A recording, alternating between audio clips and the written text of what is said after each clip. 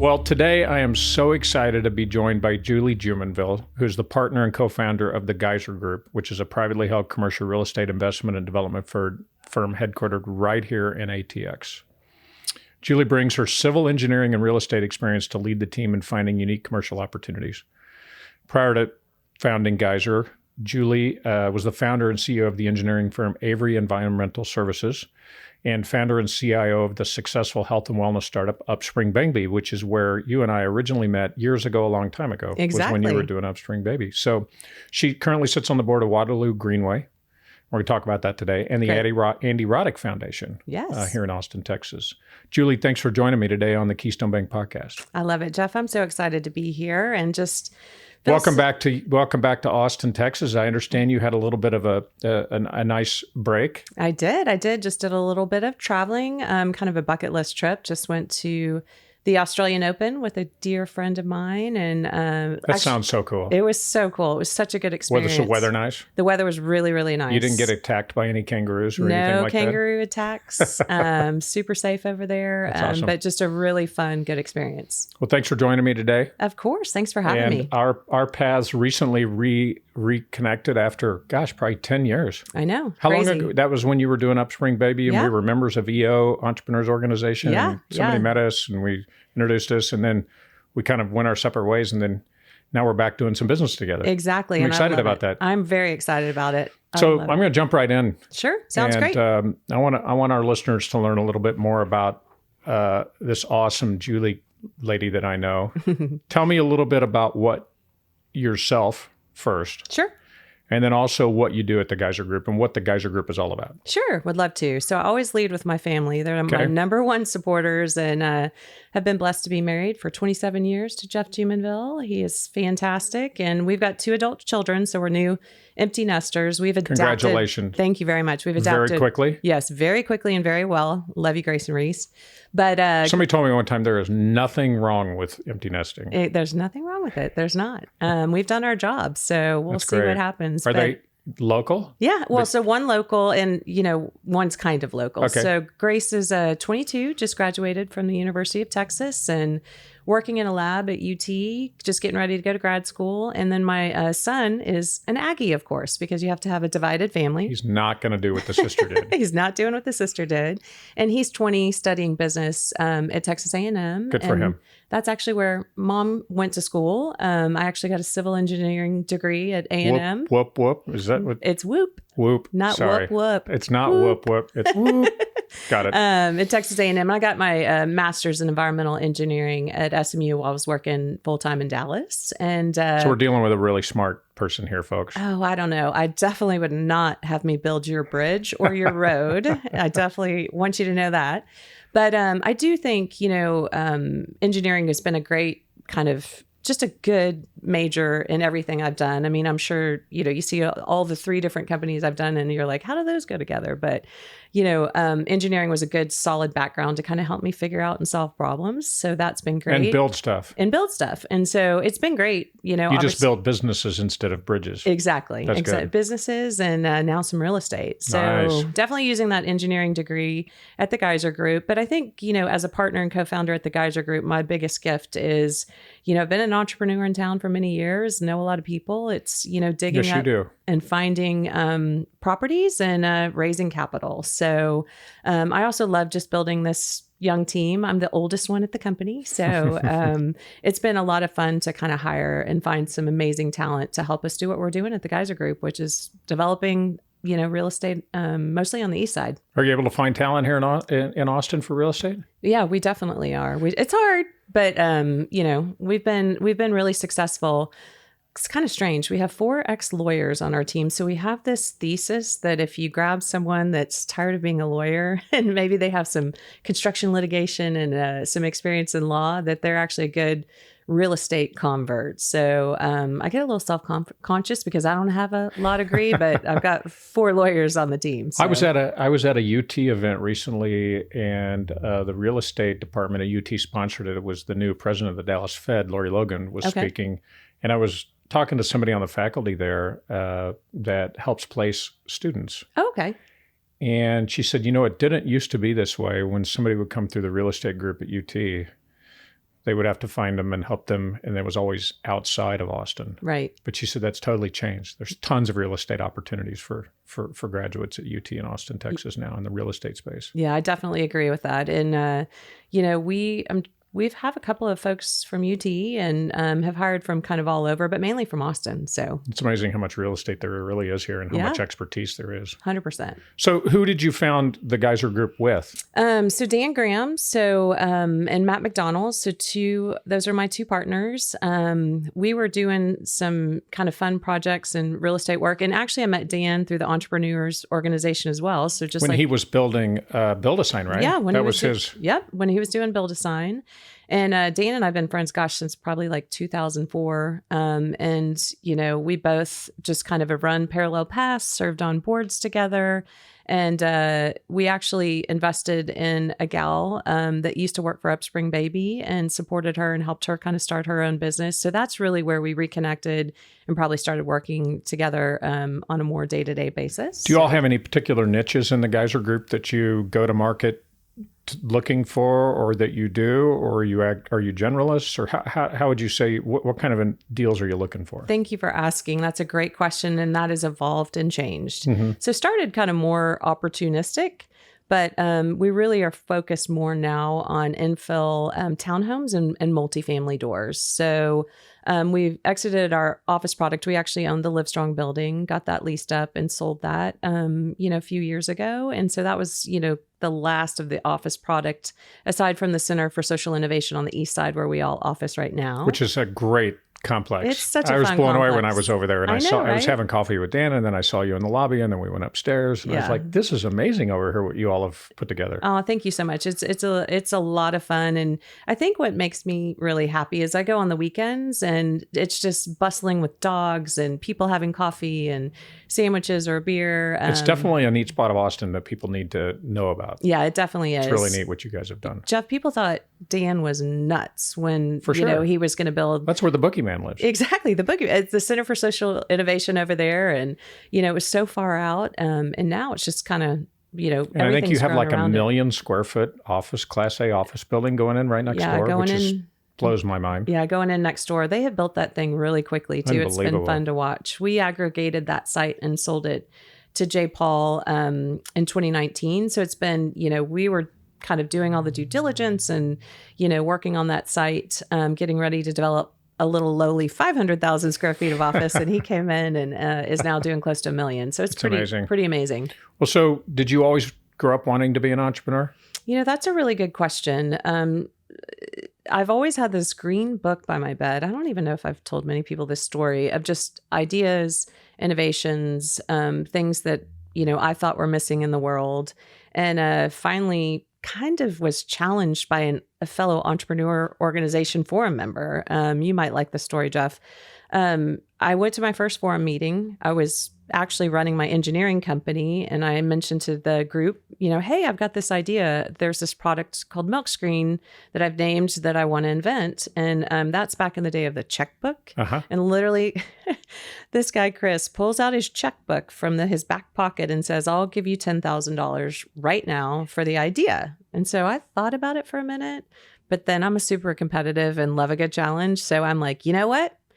I'm going to do the day job, Avery Environmental, that pays my salary, and I'm going to work on this equity play nights and weekends, and invented this product, which, ultimately became Upspring Baby. So I don't know that I planned to be an entrepreneur. So did you take Chris's money? I should have. No, I didn't take Chris's money. I did not. No, I decided to start the company. I decided to murder myself and work nights, weekends after I put my kids down, and also a day job to get this started. But I'm so glad I did it. So did you have any entrepreneurism in your family?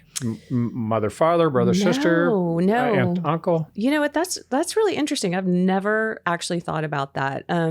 My dad was kind of always in radio and television, and, he was working, kind of the same job, was going to go till he got his pension. And, which is what our parents' generation did. Exactly. That's what they did. So, no real influence. I mean, I do have, when I was thinking about this idea of Milk Screen, inventing the product and doing this, a good friend of mine, Clayton Christopher, that grew up with my husband in Beaumont, had been a successful entrepreneur, and just gave me some of his resources, including his CFO, and finally had to call me. That was nice of him. It was so nice to help me build out my models and my forecasts. And then he called me and said, you need to stop working with my CFO. I need him back at my company.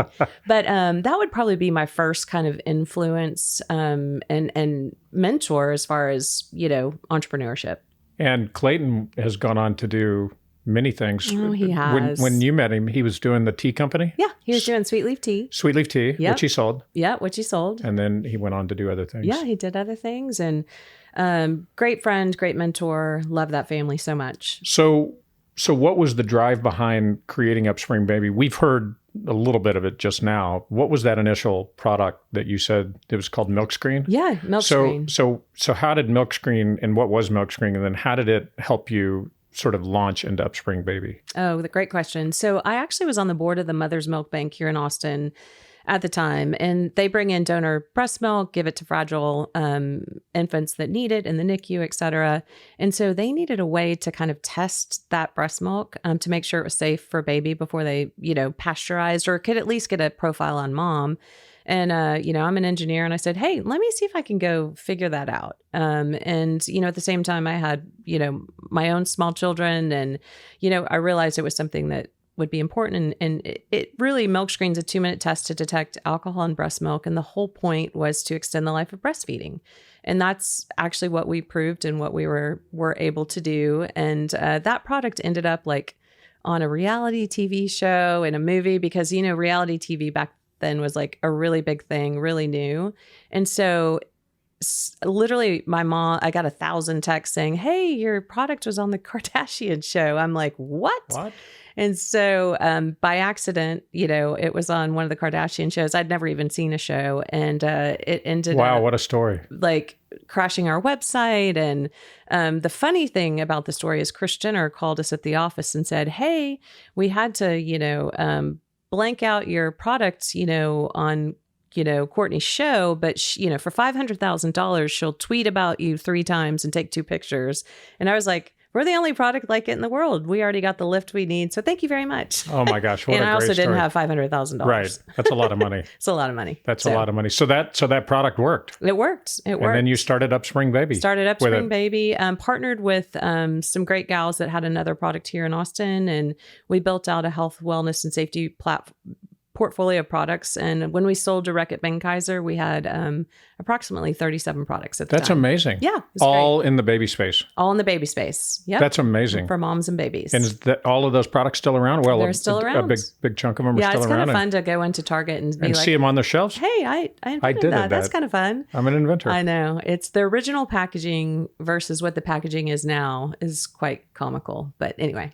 Well, I want to unpack that a little bit because you started this company. It was your baby, no pun intended. I love it.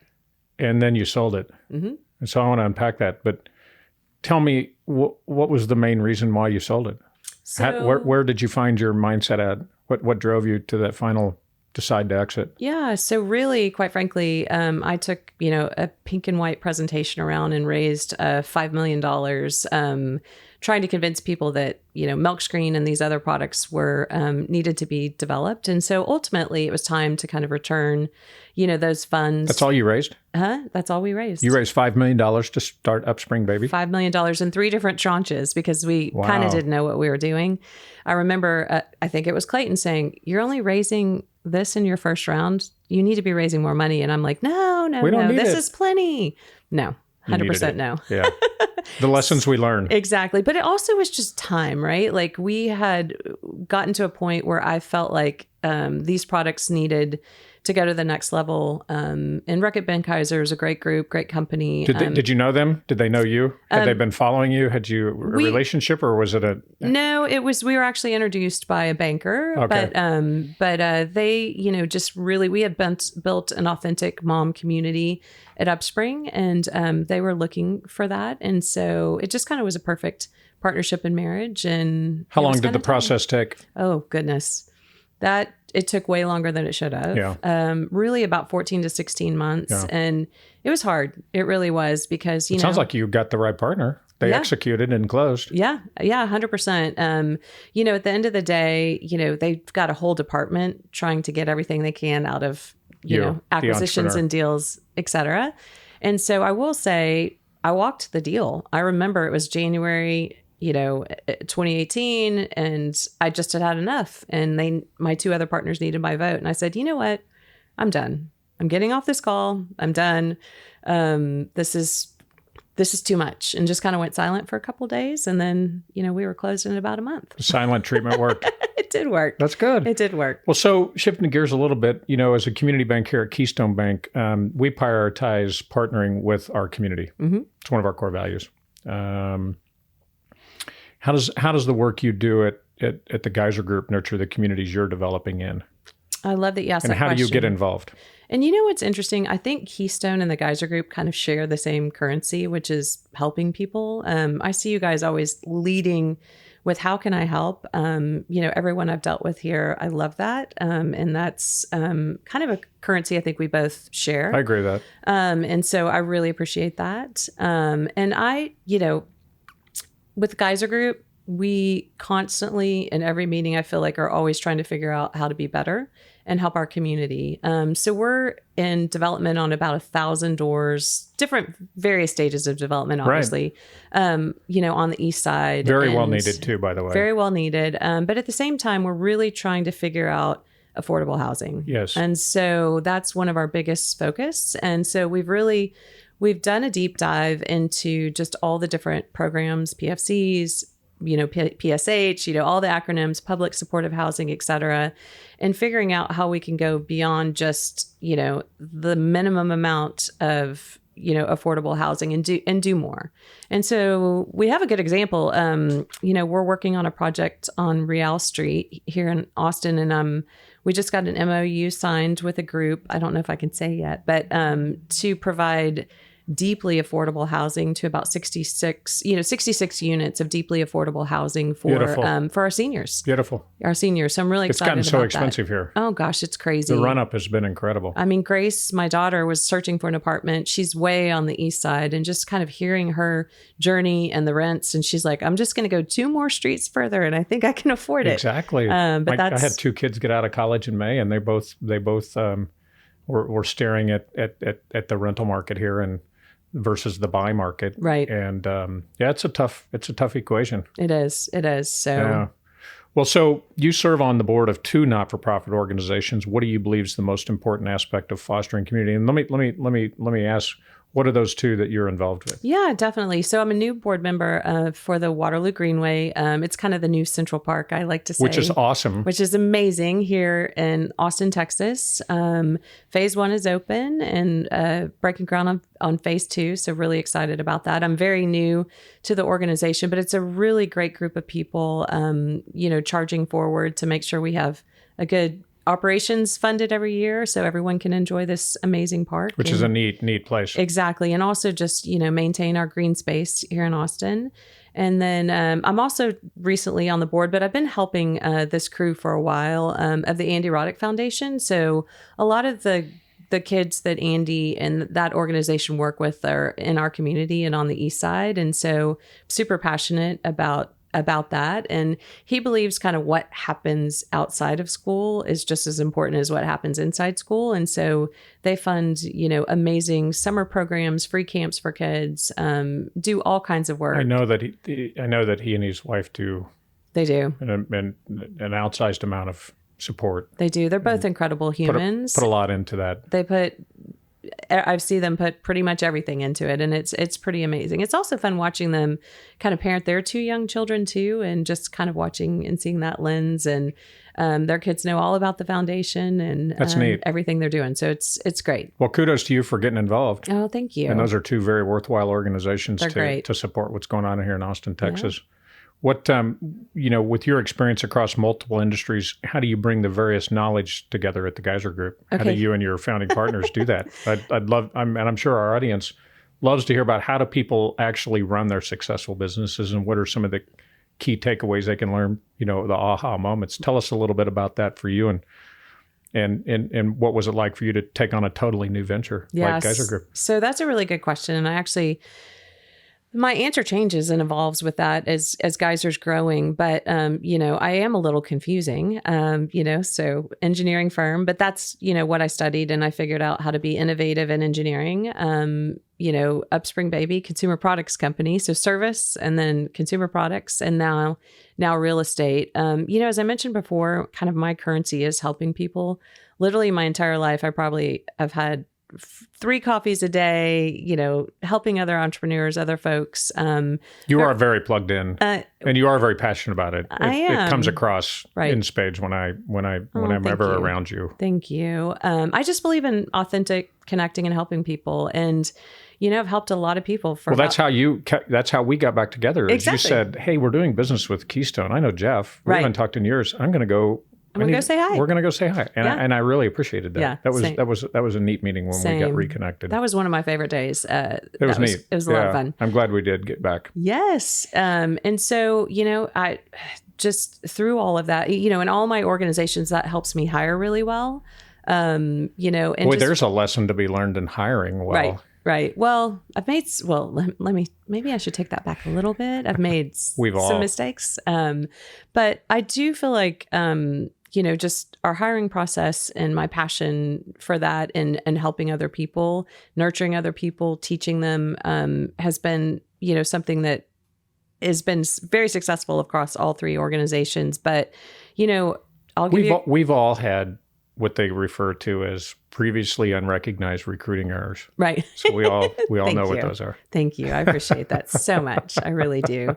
But, a good example is, a gentleman that I had met kind of in my engineering days in Westlake when I was running Avery Environmental, which is Grace's middle name, by the way, owns a bunch of properties. And, I helped him out, in the early days, maybe with one of his kids in an internship or something like that. And when they said, "Hey, do you know this guy? We really, at the Geyser Group, we really buy this property." I'm like, you know what? I actually do.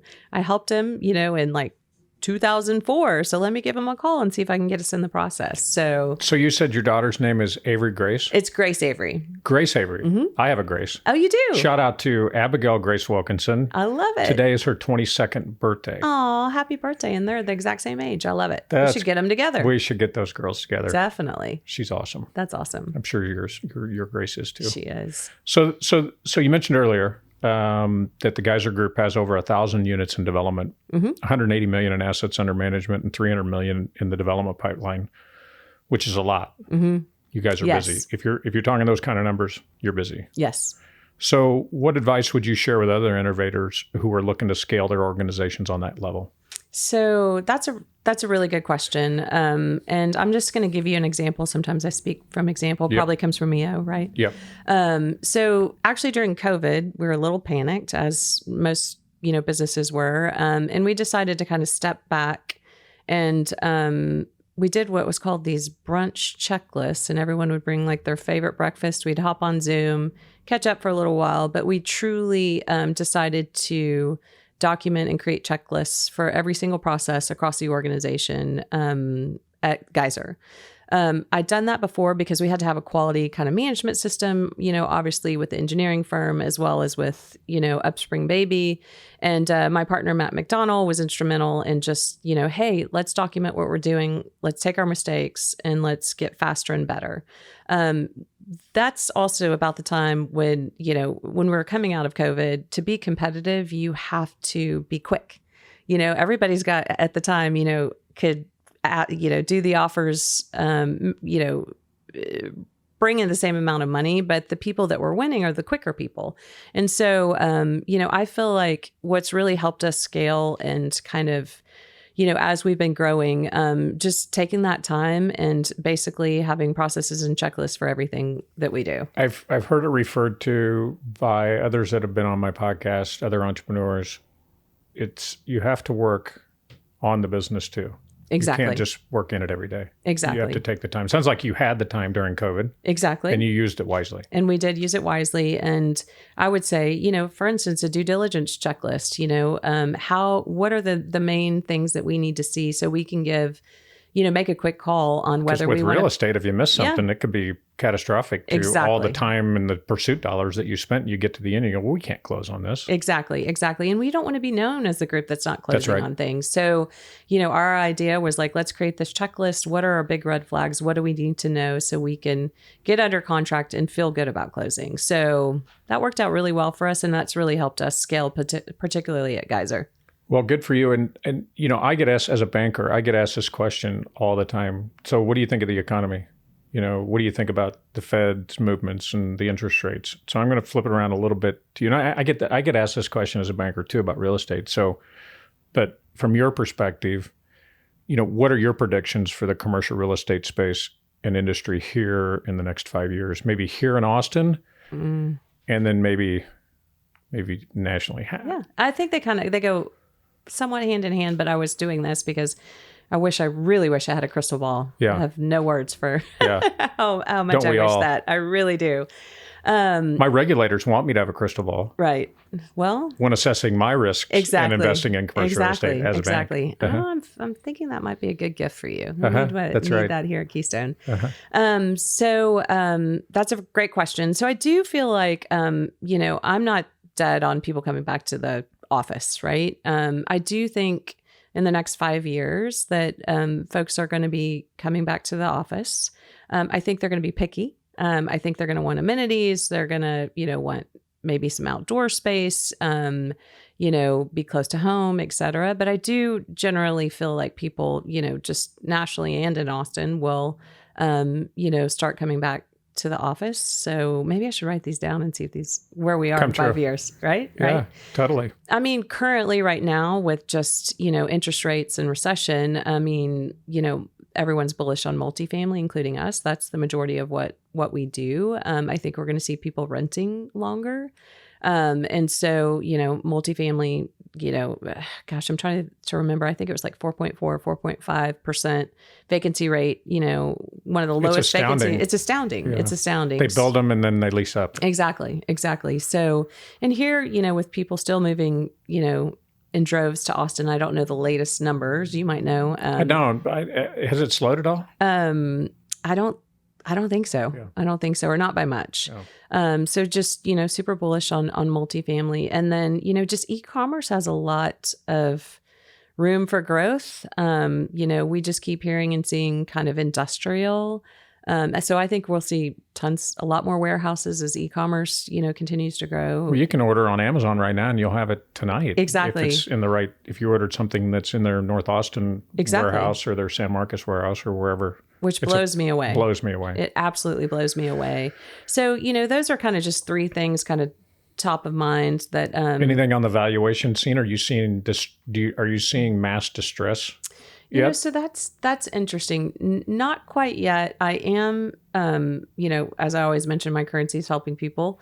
I am getting some calls just saying, hey, we need some help. We might need a partner on this deal. That's kind of what I'm seeing right now. I mean, but not mass dumping. Not mass dumping. No, not in Austin. That's kind of Central Texas is kind of where we're really focused. So I'm not seeing that yet. Yeah. But who knows? Who knows? It is truly a crystal ball, like you said earlier. Exactly. Well, I think the Fed's doing enough. Yeah. And I think they've already done enough. But right. I'm not on the Fed board. Right. So we'll see what happens when the end of the rate cycle increase is over. Right. Maybe we're near there. Right. Probably should be. I know. Hopefully by the back half of this year. Yeah. Yeah. And then it's a question of when do the rates come back down? Right. We always go through that cycle. So exactly. It'll happen. Right. Do you think it's going to happen immediate? Like we're going to recover quickly, or do you think it's going to be just over time? Well, so it's a loaded question. I just don't know how much of this inflation they're going to get out of the. Mm-hmm. I don't know how much they're going to wring out. Right. There's certain pockets of it that people have a lot more means today than they had 10 years ago. Right. Right. And they're spending it. Right. And I don't see. I know that they've tried to tamp down demand. Right. There's only so much of that you can tamp down, and it's at the detriment, I think, of the lower wage earning families Right. and individuals. Right. I mean, what's a dozen eggs now? $7? It's ridiculous. It's ridiculous. It's ridiculous. Meat. I mean, we've seen it all. Cars. Right. When is that all going to eventually just go away and it's going to be like it was? I don't think so. That's my. I just think that there's a lot of wealth that people are going to continue to spend the money that they've made. Right. And I think that keeps a certain amount of that inflation, permanent. But Right. I'm not an economist. Right. Oh gosh, I'm not Ultimately, the rates will come back down. Right. They have to. They have to. Yeah. They have to. Yeah. I don't know how quickly. Right. Within 18 months. Right. Within 18 months, I think you'll see Okay. the rates come back down, is what I think. Okay. Maybe sooner. So I like to end my podcast, and I want to thank you again for coming on today, Julie. Thank But you, I like Jeff. to end my podcast with asking every guest that I have on the same question. And I'd like to ask, what is the one best or most worthwhile investment that you've ever made? Oh, gosh. Okay. So I'm going to go with worthwhile, and then I might, if we have some time, throw in something else there. But I would say worthwhile. I had a gal that worked at Upspring, was heading up kind of our digital marketing strategy. And this is really kind of how Dan and I, really reconnected. When someone leaves your company that's phenomenal and they want to go start their own thing, Dan taught me, and I also feel the same, that you always help that person. So I didn't have any money to help the person, but I knew I could help connect, figure out office space, and I knew I could get her some clients. So Dan and I kind of joined together and, got her started with some startup funding, some shared office space, and some clients. And this gal grew her business quickly, paid back, a $25,000 loan within months and was profitable. Wow. And is got an amazing company doing amazing things. That's in the great. Digital Is she here in marketing space. Austin? She is here in Austin. What's the name of the company? It's ROI Swift. Nice. So very proud of Carolyn and what she's built, the team she's built. She's also an EO. Oh, nice. So, yeah. So, I'm sure she's meeting some really outstanding entrepreneurs in EO, because they have a really, really quality group of entrepreneurs that are in their membership group right now here in Austin. It's quite incredible. But, that was just kind of using that power of connecting and bringing good people together. And so I'm just really, really proud of her. And she's just blowing and going and doing great things. Well, congratulations to you for stepping out there and helping empower another young entrepreneur. Yeah. That's what we need here in Austin. know. We have a nice ecosystem for that here in We Austin. really do. We really do. Well, Julie, thank you for coming on. You're very impressive. You've been very successful, and I'm excited to see what the future looks like for you and all the things that you're involved with. Thank you so much, Jeff. We love being partners with Keystone and just really appreciate what you're doing, this banking on the community. I love it. I think it's fantastic, and just look forward to many more working together in many more capacities. Totally. So, I agree. yeah. Thanks, Julie. Jeff. All right. Okay. See ya. Have a good one. Thanks for joining Banking on Community from Austin, Texas. If today's episode gave you an aha moment, would you let us know? We'd love to hear from you. You can come into one of our branches and share with us what you loved about today's conversation, or reach out to us on social media. Community banking is about solving problems, not just for customers, but for neighbors. If you know someone in our community that would benefit from this conversation, please share this podcast with them.